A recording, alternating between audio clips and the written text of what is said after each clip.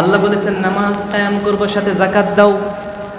যাকাত দিতেই হবে, আল্লাহ রাব্বুল আলামিন আদেশ করেছেন, এটা অব্লিগেটরি, এটা আল্লাহ রাব্বুল আলামিন ওয়াজিব ফরজিয়াত করে দিয়েছেন।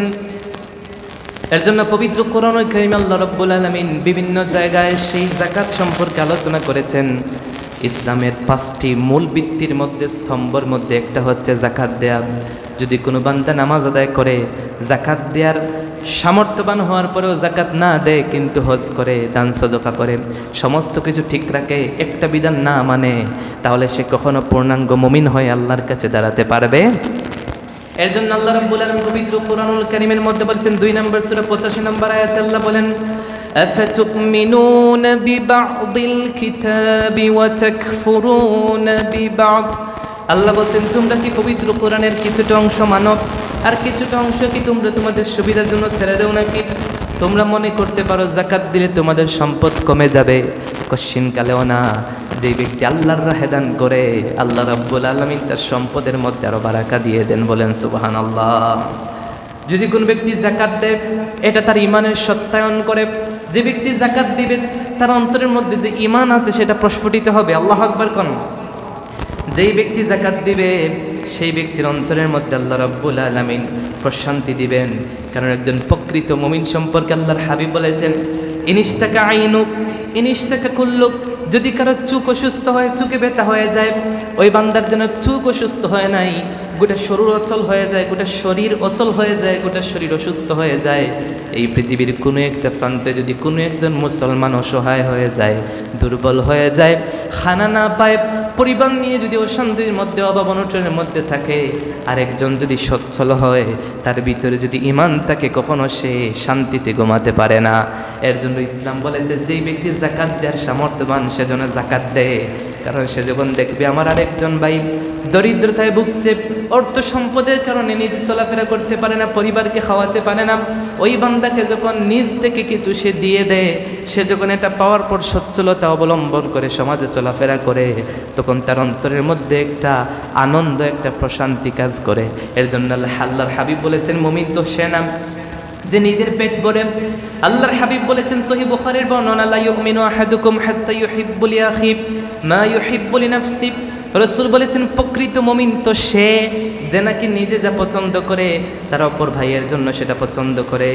যদি কোনো ব্যক্তি যাকাত দিতে পারে, যাকাত দানকারীকে আল্লাহ রাব্বুল আলামিন কিয়ামতের ময়দানে তার বিশাল জান্নাতটা উপহার দিয়ে দিবেন, বলেন সুবহানাল্লাহ। এর জন্য মুসনাদ আহমদের বর্ণনা, আল্লাহর হাবিব বলেছেন ইন্না ফিল জান্নাতি লাগুরফাতান ক্বাদ ইউরা যাহিরুহা মিন বাতিনিহা ওয়া বাতিনুহা মিন যাহিরিহা। আল্লাহর হাবিব বলেন জান্নাতের মধ্যে এমন সব মসৃণ ঘর রয়েছে যার বাহির থেকে ভিতর দেখা যায়, ভিতর থেকে বাহির দেখা যায়। আল্লাহু আকবার। আল্লাহ এত চমৎকার চমৎকার জান্নাত রেখেছেন। আ'আদাল্লাহ লিমান আ'তা আত-তা'আম। আল্লাহ রেখেছেন ওই ব্যক্তির জন্য যে ব্যক্তি যাকাত দেয়। আল্লাহু আকবার কোন। যাকাত যেই ব্যক্তি দেওয়ার সামর্থ্য রাখে, সে যখন যাকাত দেয় আল্লাহ থেকে ওই জান্নাত দিবেন যেই জান্নাতের ভিতর থেকে বাহির দেখা যায়, বাহির থেকে ভিতর দেখা যায়। যাকাত দিলে কি হয়? যাকাত দিলে মুসলমানদের মধ্যে ঐক্য তৈরি হয়, মুসলমানদের শক্তি বেড়ে যায়। দুশ্মনরা, ইহুদি খ্রিস্টানরা, খারেজিরা, কোনো প্রকারের ইসলাম বিদ্বেষীরা মুসলমানদের উপর আক্রমণ করতে পারে না। কারণ মুসলমানরা সর্বাবস্থায় শক্তিশালী থাকে, তাদের কাছে টাকা থাকে, সম্পদ থাকে, অস্ত্র থাকে।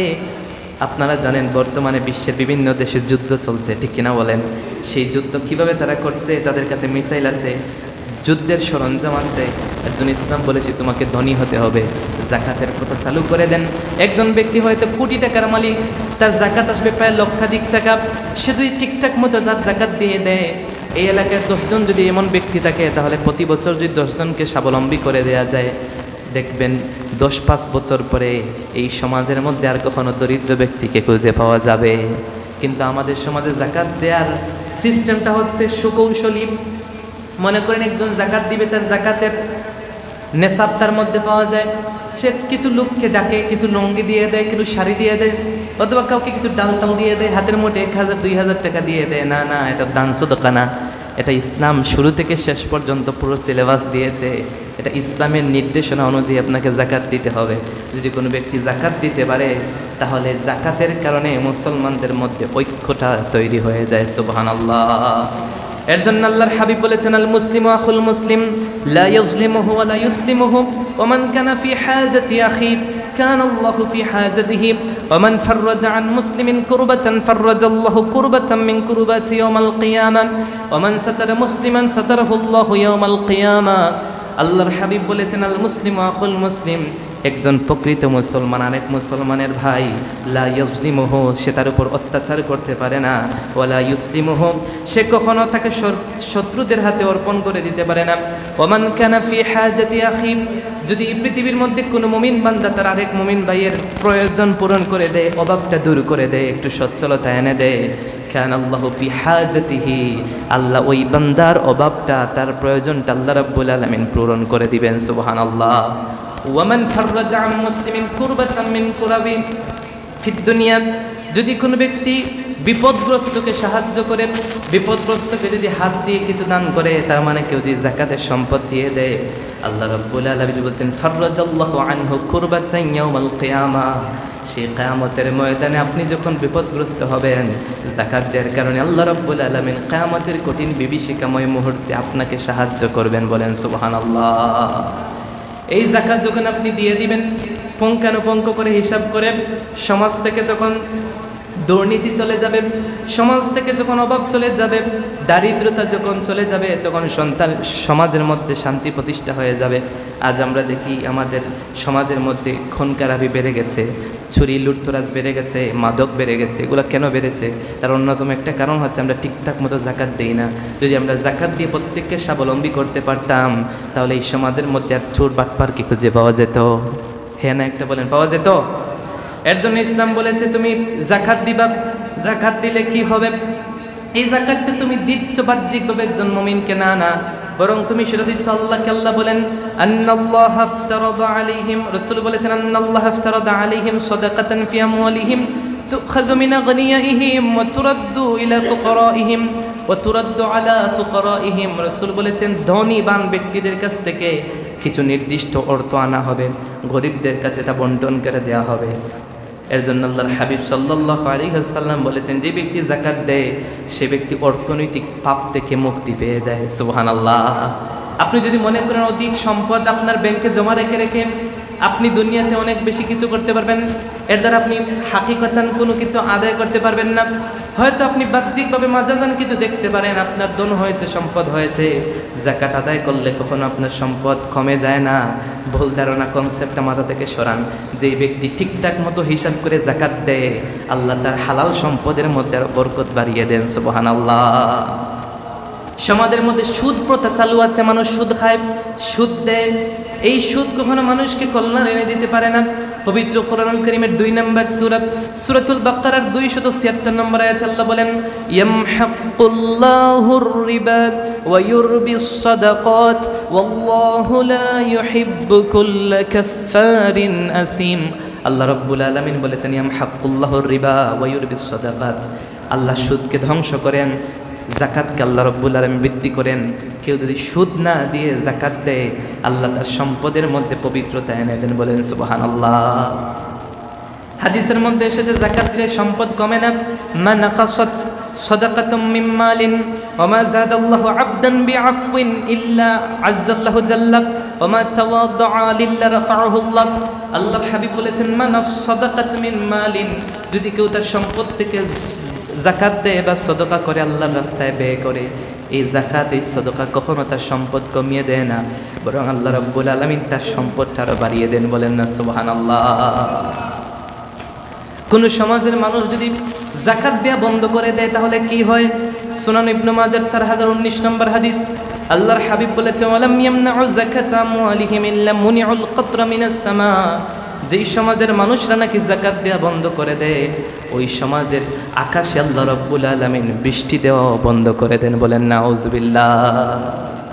এর জন্য ইসলামী শরীয়তের ওয়াজিব বা ফরজ বিধান হচ্ছে জাকাত দেয়া।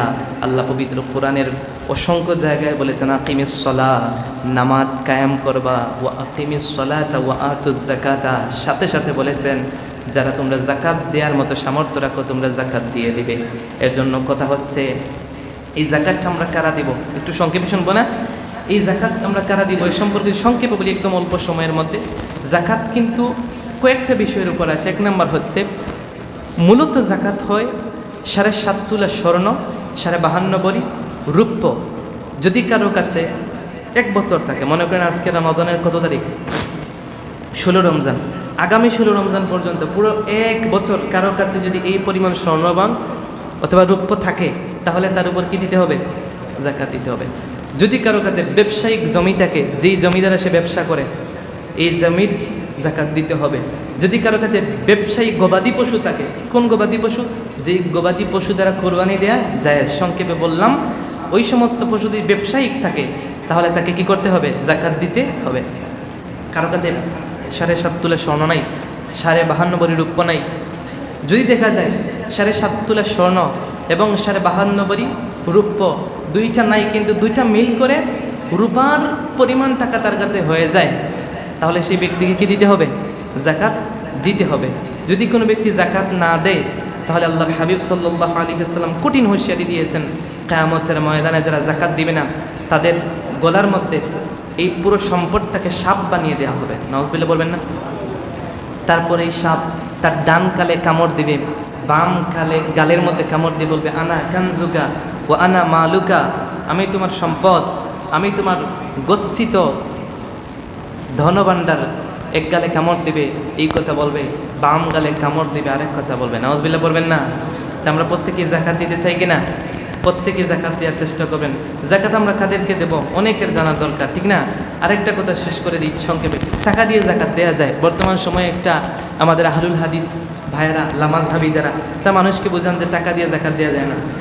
টাকা দিয়ে জাকাত দেওয়া যায়। টাকা দিয়ে কি দেওয়া যায়? জাকাত দেওয়া যায়। মানে আপনি জাকাত এসেছে আপনার, মনে করেন 2 লক্ষ টাকা আপনি দিয়ে দিলেন, 10,000 টাকা মানুষকে বিতরণ করে দিলেন হাতের মোটে, আপনার জাকাত আদায় হবে না। আপনি সম্পূর্ণ টাকা গরিবদের মধ্যে দিয়ে দিতে হবে। এখন কথা হচ্ছে জাকাতের একটা সিস্টেম হচ্ছে, উত্তম সিস্টেম হচ্ছে, মনে করেন 10,000 টাকা আসলে 10 জনকে না দিয়ে একজনকে দিবেন, যাতে সে কী হতে পারে?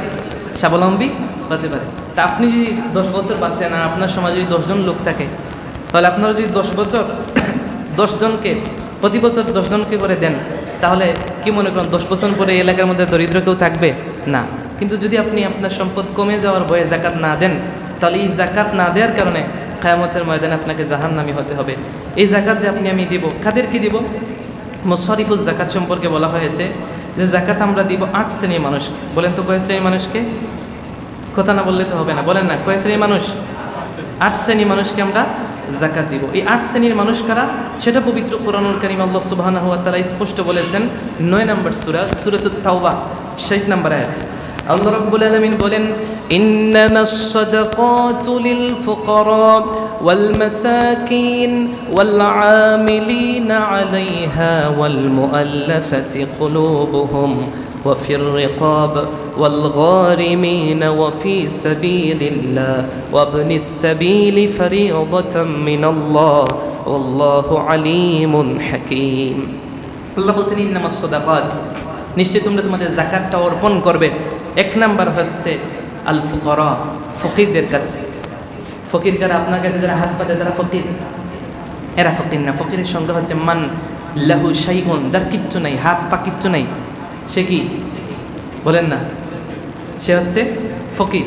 যে ব্যক্তি একদম অসচ্ছল, কোনো কিছু রাখতে পারে না, আপনি তাকে দিয়ে দেবেন। 2 নম্বর আল মাসাকিন, মান লাইসা লাহু শাইউন, যার গণ নাই, বাড়ি নাই, হাত নাই, পা নাই, কিচ্ছু নেই, মানে খাওয়া দাওয়া করার কোনো ইনকাম সোর্সের কোনো ব্যবস্থা নাই বা সামর্থ্য নাই, এমন ব্যক্তি। 3 নম্বর আমিলিনা আলাইহা, জাকাত ফান্ড আছে, এটা হচ্ছে ইসলামী শরিয়া কর্তৃক যদি কোনো রাষ্ট্রে থাকে, সেই রাষ্ট্রের ওই ফান্ডে যারা কাজ করে তাদেরকে দেয়া যাবে, যেটি আমাদের বাংলাদেশে সেটা নাই। তা আমরা 2টা পেলাম। 1 নম্বর হচ্ছে কি?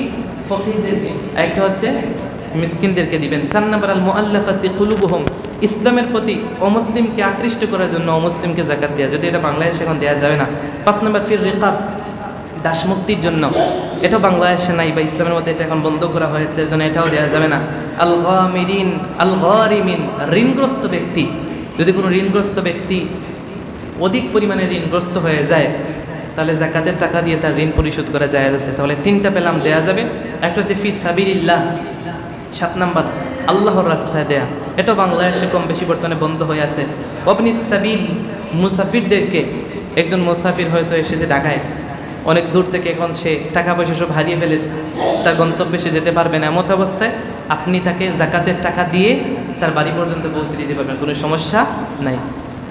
আবার কেউ কেউ বলেছেন ফিসাবিলিল্লাহর মধ্যে অনেক মাদ্রাসার মধ্যে লিল্লা বোর্ডিং আছে, অনেক মাদ্রাসার মধ্যে এতিমদেরকে খাওয়ায়, মানে জাকাত নেয়ার যোগ্য এমন কিছু ফান্ড কিছু মাদ্রাসায় করা থাকে, ওই সমস্ত মাদ্রাসায় দেয়া যায়।